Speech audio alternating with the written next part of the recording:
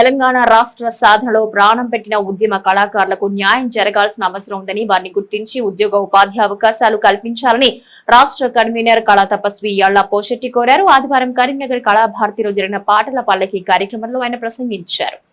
ఈ కార్యక్రమానికి నేర్నాల కిషోర్ అధ్యక్షత వహించగా ముఖ్య అతిథులుగా తెలంగాణ ఉద్యమ కళాకారుల విభాగం రాష్ట్ర కన్వీనర్ యళ్ల పోషెట్టి, ఉత్తర తెలంగాణ కోఆర్డినేటర్ బొడ్డు రాములు, కార్యక్రమ నిర్వాహకులు చక్రాల రఘు, గోనెల సమయ మరియు వివిధ జిల్లాల బాధ్యులు హాజరయ్యారు.